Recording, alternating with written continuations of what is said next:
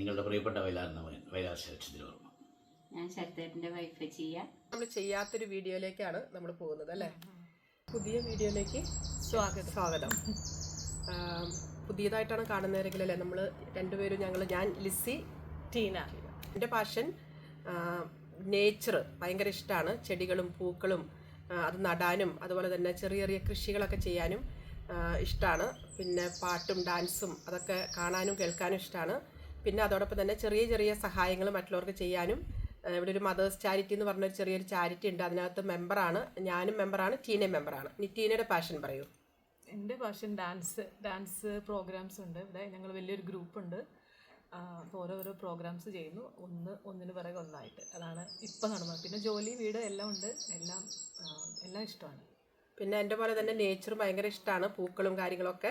അപ്പോൾ എന്നെ ഈ യൂട്യൂബ് എടുക്കാനായിട്ട് പഠിപ്പിച്ചതും ഇപ്പോൾ ഇതിൻ്റെ എഡിറ്റിങ്ങും കാര്യങ്ങളൊക്കെ എനിക്ക് പഠിപ്പിച്ചു തരുന്നത് ടീനയാണ്. അപ്പോൾ ഇന്ന് ഞങ്ങളൊരു പുതിയ ഇതുവരെയായിട്ട് നമ്മൾ ചെയ്യാത്തൊരു വീഡിയോയിലേക്കാണ് നമ്മൾ പോകുന്നത് അല്ലേ?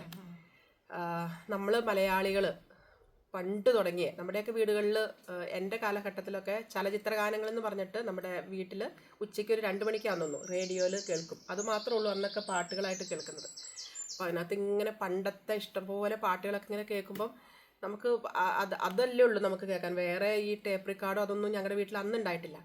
അപ്പോൾ അതിനകത്ത് ഇങ്ങനെ പറയുന്നത് ഇന്ന ഗാനം, അതിൻ്റെ രചന വയലാർ, സംഗീതം ദേവരാജൻ മാഷ് എന്നൊക്കെ ഇങ്ങനെ പറഞ്ഞു കേട്ടതല്ലാതെ ഈ വയലാർ എന്ന് പറയുന്ന ഈ അദൃശ്യ ശക്തി എന്താണെന്നോ ഏതാണെന്നോ എവിടെയാണെന്നോ അതൊന്നും നമുക്ക് അവരെ കാണാനോ കേൾക്കാനോ ഒന്നും അങ്ങനെ ഒരു സാഹചര്യം ഉണ്ടാവുമെന്ന് പോലും ഞാൻ എൻ്റെ മനസ്സിൽ പോലും വിചാരിച്ചിട്ടില്ല. അങ്ങനെ വയലാറിനെ പറ്റിയിട്ട് ഇങ്ങനെ കുറേ കാര്യങ്ങൾ നമുക്കറിയാമെങ്കിലും അവരെ പറ്റി കൂടുതൽ അവരെ കാണാൻ പറ്റുന്നൊന്നും നമ്മുടെ സ്വപ്നത്തിൽ പോലും വിചാരിച്ചിട്ടില്ല. അങ്ങനെ ഇരിക്കുന്ന സമയത്ത് കോവിഡിന് മുൻപ് ഇവിടെ ഒരു ഓൾഡ് ഈസ് ഗോൾഡ് എന്ന് പറഞ്ഞൊരു പരിപാടി ഉണ്ടായിരുന്നു. ഓൾഡ് ഗാനങ്ങൾ മാത്രമുള്ള ഒരു പരിപാടിയാണ്. അപ്പോൾ അതിൽ എൻ്റെ ഹസ്ബൻഡും ഇൻവോൾവ് ആണ്. അപ്പോൾ അങ്ങനെ നമ്മുടെ ഈ ഓൾഡ് ഈസ് ഗോൾഡിൻ്റെ ഒരു ചീഫ് ഗസ്റ്റായിട്ട് വയലാർ ശരത്ചന്ദ്രവർമ്മയാണ് അന്ന് നമ്മുടെ ഈ വേദിയിലേക്ക് വന്നത്. അപ്പോൾ ഈ പരിപാടി നടക്കുന്നതിൻ്റെ തലേ ദിവസം വയലാർ ശരത്ചന്ദ്രവർമ്മ നമ്മുടെ ആ ഒരു സ്റ്റേജിലേക്ക് വന്നു. അപ്പോൾ നമ്മളെല്ലാവരും, ഞങ്ങൾ കുറേ പേരുണ്ട്, നമ്മളിങ്ങനെ കാണാനായിട്ട് വളരെ ഇങ്ങനെ ആഗ്രഹിച്ചിരിക്കുവാണ്. ആരാണ് ഈ വ്യക്തി, ഈ മഹത് വ്യക്തിയെ നമുക്ക് കാണാൻ പോവാണല്ലോ എന്നിങ്ങനെ വിചാരിച്ച് നമ്മളിങ്ങനെ വളരെ ആദരവോടുകൂടി ബഹുമാനത്തോടു കൂടി ഇങ്ങനെ സ്വീകരിക്കാനായിട്ട് ഞങ്ങളെല്ലാവരും ഇങ്ങനെ വെയിറ്റ് ചെയ്തിരിക്കുന്ന സമയത്ത് ഇപ്പോൾ വരുമെന്ന് പറഞ്ഞു. അപ്പം ഒരു ആള് അകത്തേക്ക് ഇങ്ങനെ കയറി വന്നിട്ട് ചോദിച്ചു, ഇവിടെ ഉണ്ണികൃഷ്ണനുണ്ടോ എന്ന് ചോദിച്ചു. അതെൻ്റെ ഹസ്ബൻഡിൻ്റെ പേരാണ്. അപ്പം ഞങ്ങൾ വിചാരിച്ചു ഇത് ആരാണത്. അപ്പോഴാണ് ഉണ്ണി പറഞ്ഞത്, അയ്യോ ദേ ശരത്തേട്ടൻ വന്നിരിക്കുന്നു. ശരത്തേട്ടൻ എന്ന് പറഞ്ഞാൽ ശരത്ചന്ദ്രവർമ്മയാണ് പറയുന്നത്. ഞങ്ങൾക്ക് എല്ലാവർക്കും ഇങ്ങനെ ഭയങ്കര ഞങ്ങൾ സ്തംഭിച്ചു പോയി. ദൈവമേ, ഇതാണോ നമ്മളെല്ലാവരും ഇങ്ങനെ വെയിറ്റ് ചെയ്തിരുന്ന ശരത്ചന്ദ്രവർമ്മയാണോ ഈ വന്നിരിക്കുന്നത്? ഇത്ര സിമ്പിളായ ഒരു വ്യക്തിത്വം എനിക്ക് പറഞ്ഞറിയിക്കാൻ പറ്റത്തില്ല. അത്ര സിമ്പിളാണ്, ഹമ്പിളാണ്. നമ്മുടെ സാധാരണക്കാരോടൊക്കെ ഇങ്ങനെ സംസാരിക്കാനായിട്ട് ഒരു ബുദ്ധിമുട്ടും ഇല്ലാത്ത വലിയൊരു വ്യക്തിത്വത്തിൻ്റെ ഉടമയാണ് വയലാർ ശരത്ചന്ദ്രവർമ്മ. ഞങ്ങൾ ശരിക്കും പറഞ്ഞാൽ ഭയങ്കരമായിട്ട് അതിശയിച്ചു പോയി. ഇപ്പം ഞങ്ങൾ ശരത്തേട്ടനെ വിളിക്കുന്നത് കേട്ടോ. അപ്പം ഞാനിനിയിപ്പോൾ അത് വെച്ച് പറയല്ലേ. ശരത്തേട്ടനെ കണ്ടു കഴിഞ്ഞപ്പോൾ ഭയങ്കര അതിശയിച്ചു പോയി. പിന്നെ വളരെ സിമ്പിളായിട്ടിരുന്ന് സംസാരിക്കുന്നു. നമ്മളുടെ കൂടെ ഇവിടെ ചെയറിട്ട് അപ്പുറത്ത് ശരത്തേട്ടന് ചെയറിട്ടിരുന്നിട്ട് ഓരോ കാര്യങ്ങളിങ്ങനെ നമ്മൾ വീട്ടിൽ അച്ഛനമ്മമാരൊക്കെ സംസാരിക്കുന്ന പോലെ സംസാരിക്കുന്നു. അപ്പം ഞാൻ ചോദിച്ചു, വൈഫിനെ പറ്റിയൊക്കെ ചോദിച്ചു. ചോദിക്കാൻ തന്നെ നമുക്കൊരു പേടിയായിരുന്നേ. നമുക്ക് ചോദിക്കാമോ, എന്തൊക്കെ ചോദ്യങ്ങളാണ് ചോദിക്കേണ്ടതെന്ന് പോലും നമുക്ക് അറിയാൻ പാടില്ല. അപ്പം ഞാൻ ചോദിച്ചു, വൈഫിൻ്റെ പേരെന്താണെന്ന് ചോദിച്ചപ്പോൾ പറഞ്ഞു ശ്രീലത വർമ്മ എന്നാണ് വൈഫിൻ്റെ പേര്, ചിയ എന്നാണ് വിളിക്കണേന്ന് പറഞ്ഞു. അപ്പോൾ അത് തന്നെ എനിക്കൊരു അത്ഭുതമായിരുന്നു, നല്ലൊരു പേര് ചിയാന്ന്. അപ്പോൾ ഞാൻ ഇങ്ങനെ പേടിച്ച് ചോദിക്കുകയാണെങ്കിൽ നമ്പറൊന്നും തരാൻ പറ്റുമോ, ഒന്ന് ഹലോ പറയാനായിട്ടാന്ന് പറഞ്ഞു. അതിനെന്താ എന്ന് പറഞ്ഞിട്ട് നമ്പർ തരികയല്ല ചെയ്ത്, അപ്പം തന്നെ അവിടെ വെച്ചിട്ട് തന്നെ ചിയെ വിളിക്കുവാണ്, നാട്ടിലേക്ക് വിളിക്കുവാണ്. എന്നിട്ട് ഇങ്ങനെ പറയുവാണ്, ഉണ്ണികൃഷ്ണൻ്റെ വൈഫ് ഇവിടെ ഉണ്ട്, ലിസി എന്നാണ് പേര്, അപ്പോൾ ഒന്ന് സംസാരിച്ചോളൂ എന്ന് പറഞ്ഞിട്ട് ഞാൻ ചിയായിട്ട് സംസാരിക്കുകയാണ്. അതിപ്പോൾ തുടങ്ങിയിട്ട് എനിക്കൊന്ന് ഒരു കോവിഡിനൊക്കെ മുൻപാ, ഒരുപാട് വർഷങ്ങളായി കാണും അല്ലേ ടീന? അതെ, ഒരുപാട് വർഷങ്ങളായിട്ടുണ്ട്.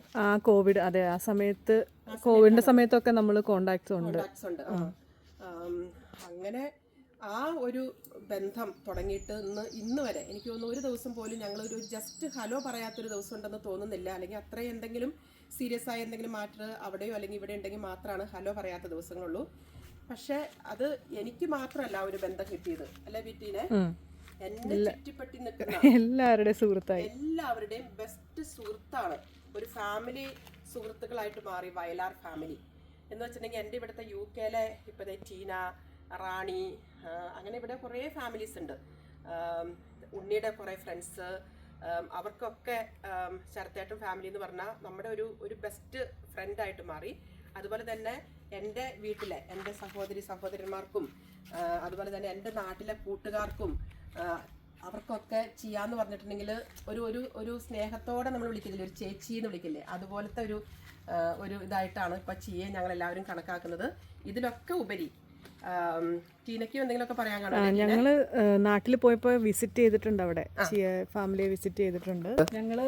ഞാന് റെയ്നോൾഡിന്റെ അമ്മ, ഞങ്ങളങ്ങനെ വലിയൊരു സംഘം തന്നെ പോയി കണ്ട്. നിങ്ങൾക്ക് പക്ഷെ വേറെ എന്തോ ഒരു കാര്യം കൂടി ഉണ്ടല്ലേ, റെയ്നോൾഡിന്റെ ഫാദർ അവിടെ ഒരു ദിവസം കാണാൻ ചെന്നപ്പോ വയലാർ സാറിനെ കാണാൻ പറ്റിയില്ല. അവിടെ വീട്ടിൽ പോയിട്ടുണ്ടായിരുന്നു. അങ്ങനെ പിന്നെ വയലാറിന്റെ പാട്ടുകൾ വീട്ടിൽ എന്നും കേൾക്കുമായിരുന്നു അല്ലേ. അപ്പച്ചെന്ന് പറയുന്നത് പഴയ പാട്ടുകളുമായിട്ട് ജീവിച്ച ഒരു വ്യക്തിയാണ്. ഇപ്പൊ ഇല്ല, മരിച്ചുപോയി. പക്ഷെ അവിടെ ഞാൻ കുറച്ചു നാളെ ഉണ്ടായിരുന്നുള്ളൂ. എന്നാലും എഴുന്നേൽക്കുമ്പോ രാവിലെ ഈ പാട്ടുകൾ കേട്ടിട്ടാണ് എഴുന്നേൽക്കുന്നത്. വലിയൊരു കളക്ഷൻ തന്നെ അപ്പച്ചൻ ഉണ്ടായിരുന്നു. ഒരു പഴയ പാട്ടുകളുടെ എന്താ പറയുക, അത്രയും കടുത്തൊരു ആരാധകനായിരുന്നു. അപ്പൊ അപ്പച്ചനെ കാണാൻ പറ്റിയില്ല. പക്ഷെ എന്നാലും അമ്മ പോയി കണ്ട് കഥയെല്ലാം പറഞ്ഞ് സന്തോഷമായി അവർക്കൊക്കെ. അങ്ങനെ നല്ല ഒരു ഇതായിരുന്നു, ഒരു ദിവസമായിരുന്നു. എനിക്കിപ്പോഴും ആ ദിവസം ഓർമ്മയുണ്ട്. അവിടെ ചെല്ലുമ്പോഴുള്ള സ്മൃതി മണ്ഡപം അല്ലേ, വയലാർ സാറിന്റെ, വയലാർ രാമവർമ്മ സ്മൃതി മണ്ഡപം, അവിടെയൊക്കെ പോയി കണ്ടു. ആ തറവാട് അതെല്ലാം പോയി കണ്ടു.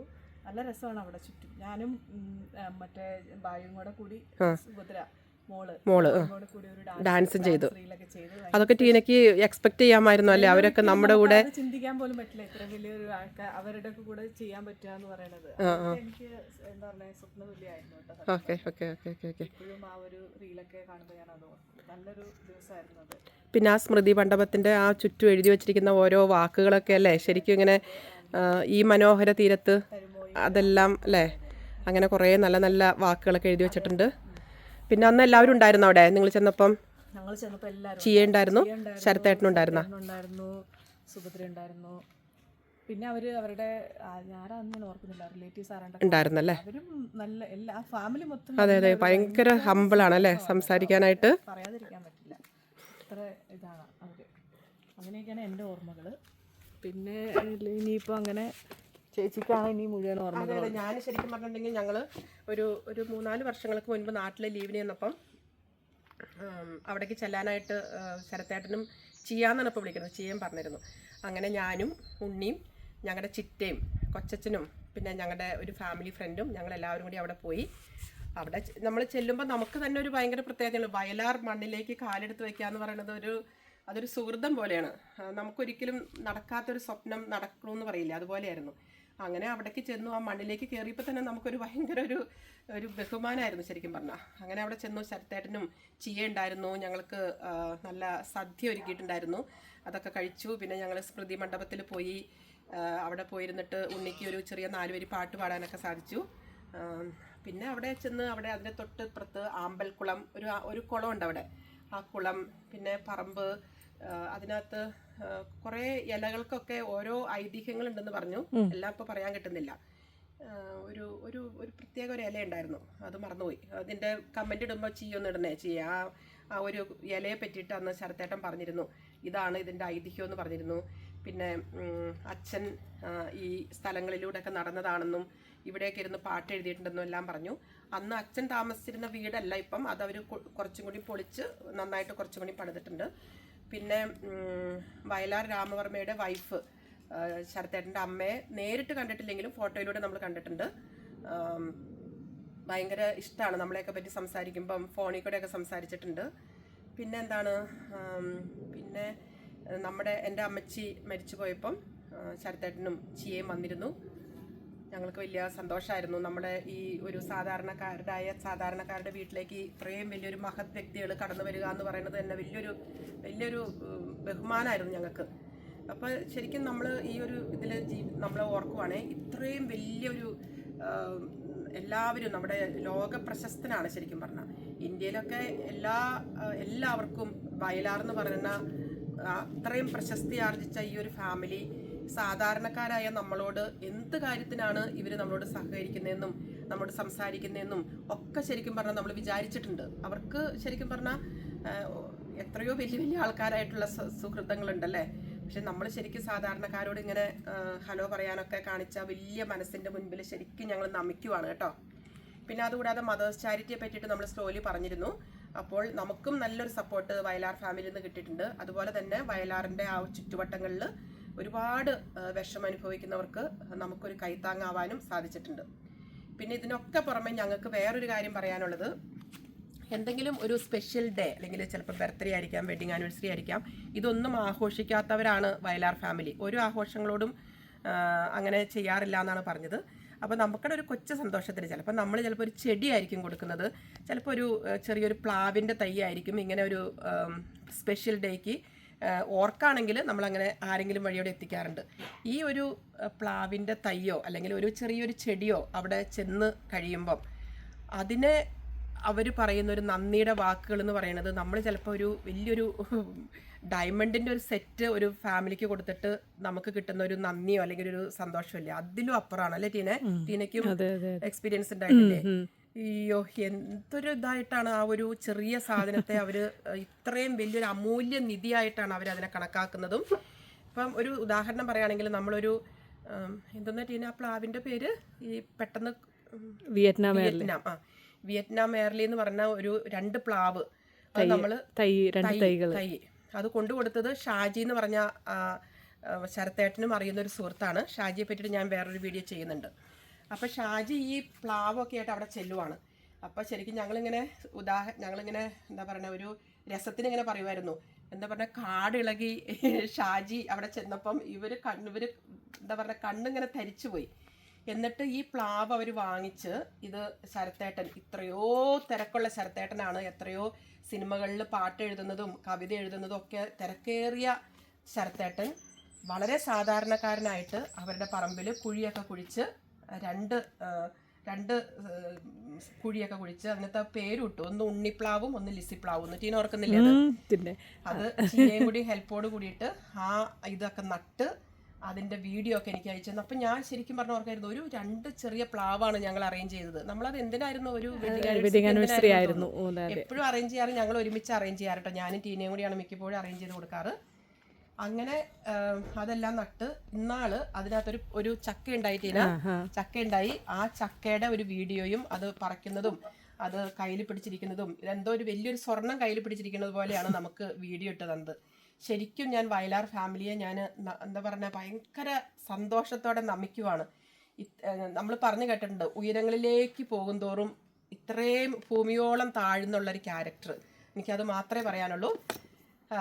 പിന്നെന്തായിരുന്നു ടീനെ, കുറേ കാര്യങ്ങൾ പറയാനുണ്ട്. പെട്ടെന്ന് നമ്മൾ വീഡിയോ എടുക്കുമ്പം എല്ലാം അങ്ങോട്ട് ഓർക്കുന്നില്ല കേട്ടോ.